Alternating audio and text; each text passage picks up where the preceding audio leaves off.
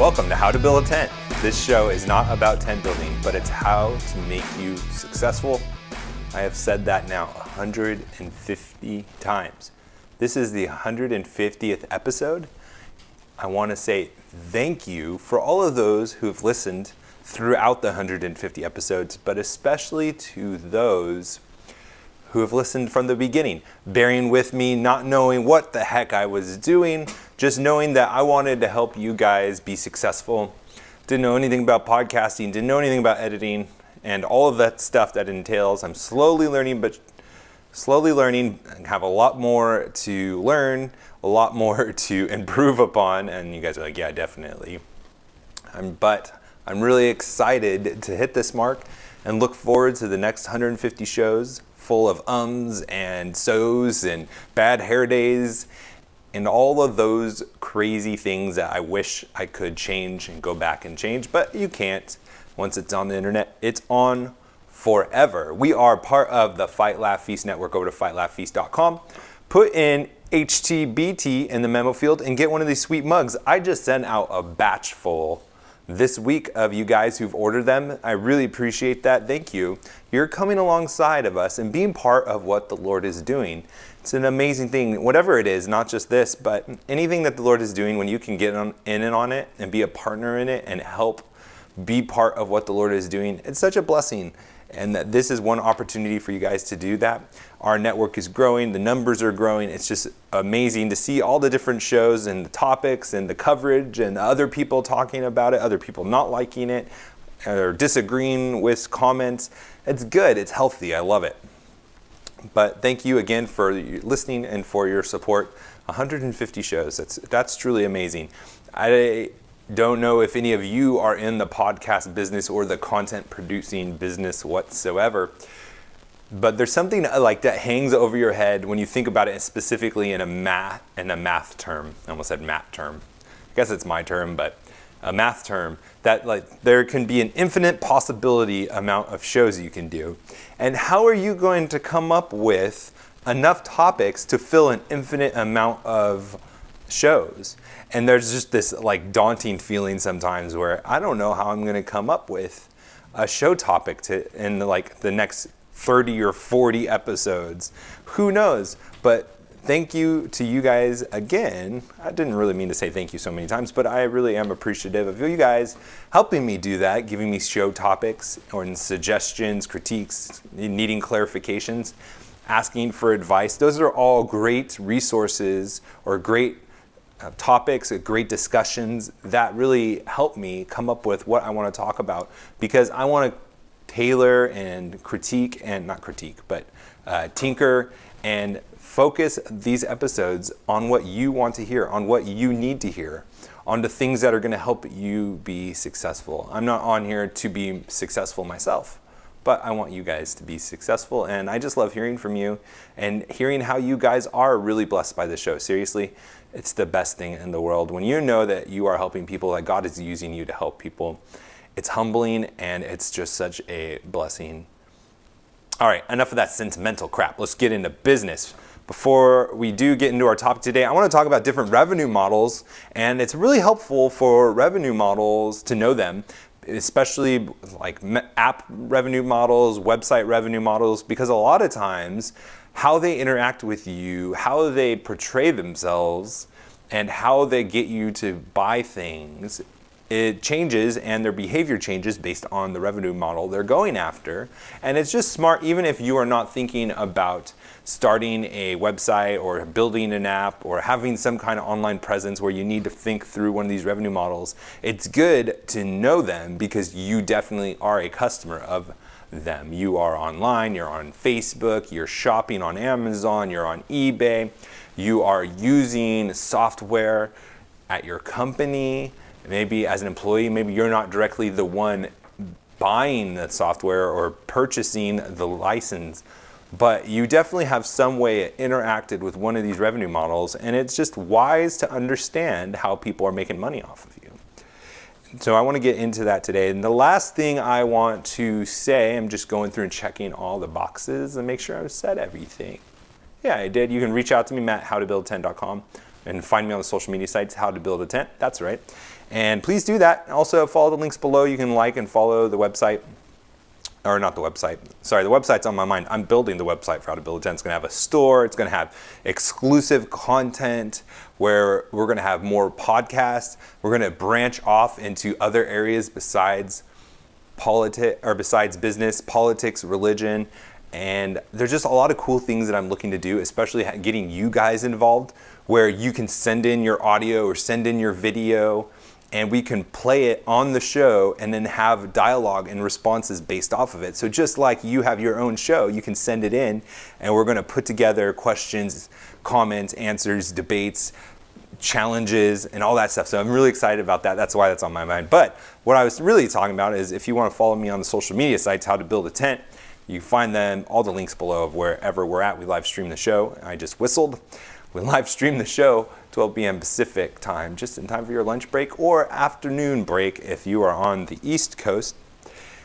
And before we get into revenue models, I wanted to bring up taxes. Ugh, I know, it's terrible, but we're coming up pretty soon. They're gonna be due, so make sure you're getting your taxes in. I went through, just to try it out to have fun, because I like trying new processes out.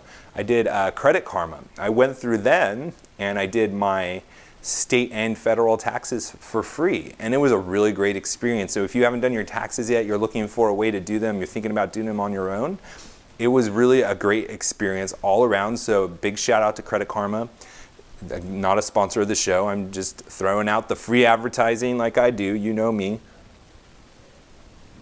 And it was really great. I did my federal and I did my state as well. And when I was going through the process, they actually checked me and they gave me recommendations and suggestions, if I should itemize or not itemize, and they go through and then they help you like list all of the things, your investment income, your medical expenses, your bunch of different income streams, and it really was just an easy process. So if you're looking for an easy process that's free, don't go to TurboTax, go to somewhere free like Credit Karma. Man, I lost my train of thought there, sorry. And then the last thing, and one of the things this wasn't even from a tax website that I originally heard this from, and I just want to remind you, for you business owners, sole proprietors, even partnerships, if you have an S corporation or an estate, a trust, a publicly traded partnership income, where we won't get into that, or even some qualified REITs, which is a real estate investment trust. This is for you. 199A deduction is there. It's a 20% tax break for businesses, and that's part of the new law that was rolled out. If you have one of those companies I just listed, one of those types of entities, check that out. Make sure that if you qualify, that you're taking advantage of that 20% tax break. That's a big chunk of change. And just remember who told you that little tip if you haven't heard about that before. All right, so let's get into the revenue models used by web and mobile companies. And there's quite a few of them, actually. It's really interesting to think about, especially because, like I said, we interact with these on a daily basis, if we think about it or not. And there's 9 of them that are going through. And the first one is advertising. That's like the old school one, right? We all know about the advertising. But what's interesting about advertising business models is they're constantly evolving into being more specific, to get around all those apps that have like ad blockers. And they're trying to find ways to be creative and not ruin the user experience of the platform they are on, but at the same time get to hook you into going in and clicking on the product, and like you see it on YouTube. Not on this show, because we don't put the advertising on, because I don't care about making money off YouTube. But you see it on Instagram, on Facebook, on any of the blog sites you go to. Like, there's just so many different ways of advertising online, on the web, on an app. A lot of apps will be free, but you just have to watch an ad, or you'll have to like spend a token to get an ad or something like that. You know what advertising is.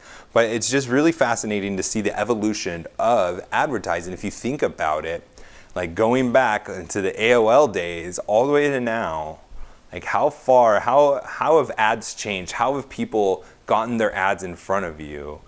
And it's just been amazing to see that. So advertising is one of them. We're not going to spend too much time on it because I think everyone gets it. Everyone understands advertising.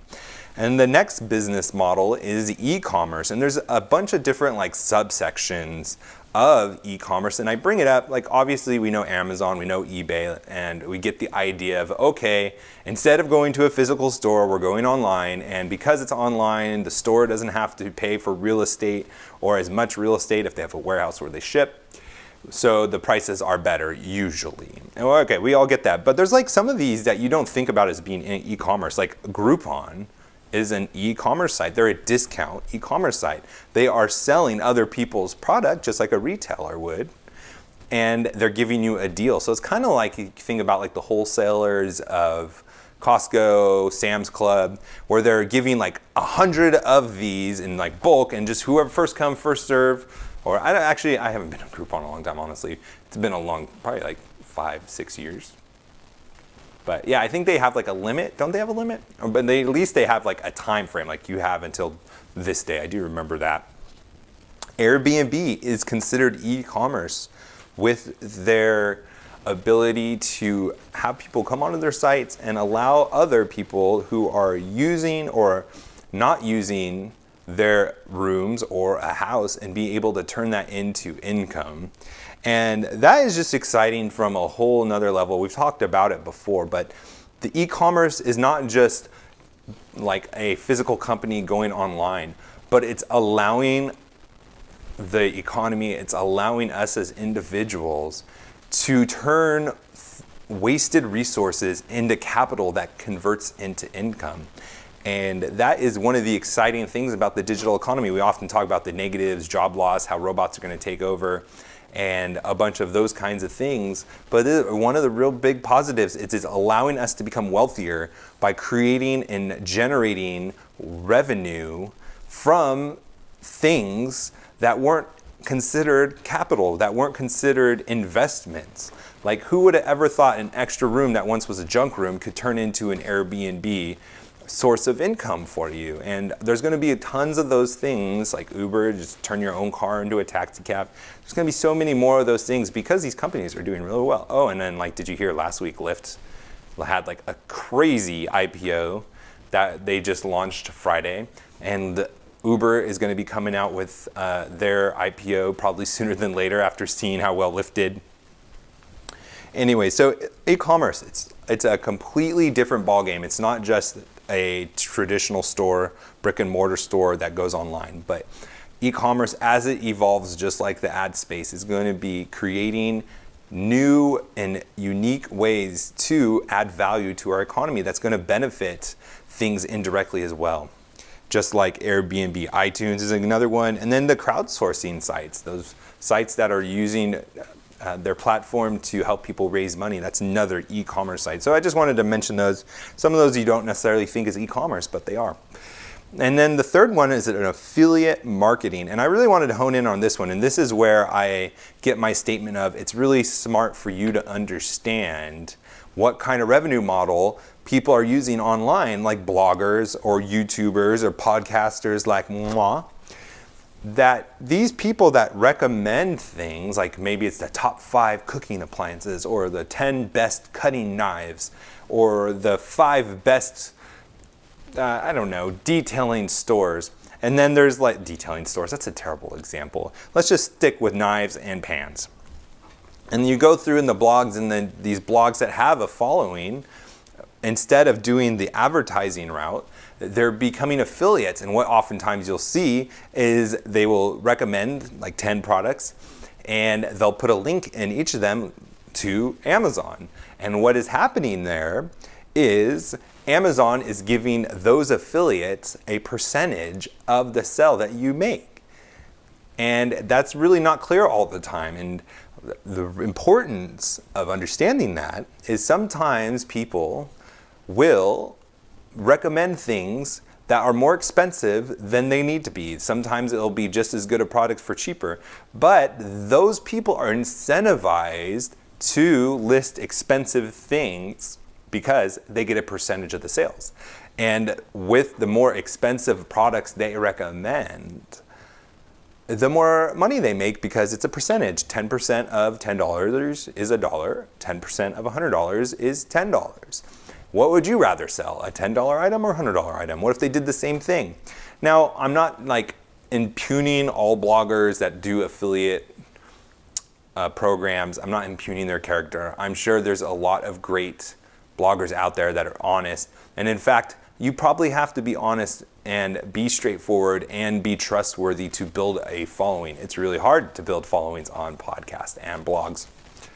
But just be aware of that. Be aware, don't just take the link for granted. Shop around. You don't have to use the link they use to take you to their site. You can look at other Amazon products. You can look at other e-commerce sites that are selling things and look for a better price. So that's something to think about. The next model is a subscription model, just like the Fight, Laugh, Feast network.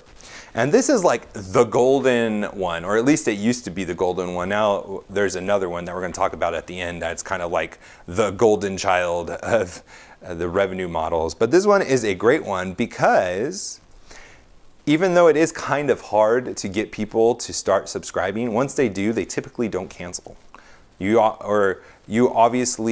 like a lot harder to cancel than to just have to buy something again. Like you go to a traditional e-commerce site, right? You buy a stick of gum and then you're out of gum and then you just buy it whenever you want. But if you have a subscription model, you don't even have to think about it. It just automatically reoccurs, which might be something for you, pastors that are looking for ways to, I'm trying to say this, that doesn't sound bad. Help people be more consistent in tithing. There are great resources where you can have people do automatic payments and withdrawals from their account, just like you would do in a subscription service, where they can tithe without thinking about it. And from all of the data that I have seen, although there is a processing fee for like credit cards, debit cards, and I don't know how direct deposit works, but although there's a fee for that, the consistency of those tithes increased so much that the pros are way out exceeding the cons. So that little fee is nothing compared to how much money you are going to be bringing in. So something you might want to think about offering in your church. I'm probably going to get a bunch of mail about that. So subscription service. That is a really good one. And that is one, if you are looking to raise money, VCs love subscription models too, especially if you can prove traction that you are able to convert people onto your subscription. That is golden. Another one is licensing, and this is more in the business, the B2B kind of industries, but you can license products, you can license programs, you can license patents. If you come up with an idea and you don't want to be running a business directly handling all the day-to-day operations, you can license it out to somebody who will. And this would be good for you guys who don't want to do business, but maybe are an inventor, or you have great ideas and you want to get those patents, or you just like building products and programs, but you don't want to run the business. Licensing might be the way to go. And then another one is selling data. And like, who sells data? Well, Facebook, Twitter, Instagram, Snapchat, LinkedIn, all these companies sell data. And I've said it once, I'll say it 1,000 times. If you are not paying money, you are not the customer. If you are not paying money, you're not the customer. Like, well, I don't pay money for Facebook, but I am their clientele. I'm their users. Yeah, but they're selling to businesses your information. You're the product. You're not the customer. You are the product, and people are paying to get access to you. So just be aware of that. That's why a lot of people are starting to get off of Facebook, get off all of these social media sites, because they don't want their information sold to people. Really important to understand these revenue models, isn't it? Like, people are taking their pictures, putting them on Instagram, putting them on all these social media sites. And what does a picture have? Well, it's basically a file full of information. What time you took that picture, what location you took that picture, what the facial recognition they have, who's in the picture. Oh, these companies are harvesting that information and they're selling it. Something to keep in mind. Another one, sponsorship, donations, grants. This is a good avenue, like for scientists. Wikipedia does a great job of this. You hear this a lot with like local radio stations where they don't have advertising, but they just ask, they have like donation drives and things like that. That could be another option for you. Another one is build to sell, and this is like the Aaron Rodgers Hail Mary. I don't like calling them Hail Marys anymore. It's like, this is the Aaron Rodgers, because Aaron Rodgers is just phenomenal at those Hail Marys. I can't believe the percentage that he pulls off. That dude is crazy. Also has a photographic memory. He can be shown a picture of a play in high school and tell you what the call was and tell you what happened in that play just from seeing a picture of it. Amazing. Absolutely amazing. But basically what the build to sell model is you are building it, not worrying about getting money from users, but someday hoping that you're creating such a utility and such a value to a big business that they just buy you. And like that's what happened with Instagram, right? They got bought for $1 billion because all those photos have data. And that's what happened with Instagram. They never charged people. They didn't have advertising. Facebook bought them and then brought on advertising for them. Now the last one I want to talk about, and I actually saw a really good article about this regarding Eventbrite. They're a platform that does events. I don't know if some of you event coordinators have used them, but they have a freemium model. And you've seen this with Farmville. You've seen this if you play video games, most likely on your phone or on your computer, I guess. Oh my gosh, Farmville. Oh, I hated that one. But this is a great model, and it has kind of like replaced as the best model for online, especially games, over subscription, in my opinion, because just how much success there has been with the freemium model. And in my personal opinion, I think the freemium model is a great option if you are putting yourself or you're entering a market that's super competitive. If you are able to give away some amount of value for free and get people on your platform or on your product, using your product, whatever it is, and then offering upgrades at a price, I think that is a great way to get into the market in a super competitive market like Eventbrite. Like there's a ton of different ways that you could plan events, take money, charge money, but they offer the services at a basic or free for basic features. And then people get so used to using the platform, they don't want to change. People hate change. And if you have products that no one else has, or you have products that are at good quality and you don't want people switching over, then give them a product for free and let them get used to it, and then start charging them for upgrades. And they'll be really reluctant to switch. Banks are known for this. They give you a free checking account, but then they start trying to sell you more and more products, and you become sticky where, oh, I have all my stuff hooked up to this account for free. I'm not going to change banks, so I'm going to open my checking account, my savings account, my CDs. You don't want to put money in CDs. And you put them in, you get their loans, you use their car insurance, whatever it is. So freemium is a great option to explore. If you have any questions about that and looking to start a company and not sure which one to use, or you're just curious about how a certain company you use a lot is what their model is, I'd be more than happy to hear from you. Matt@howtobuildatent.com is my email. You can find me on the social media sites at the link below, How to Build a Tent, and we'll talk to you tomorrow. God bless.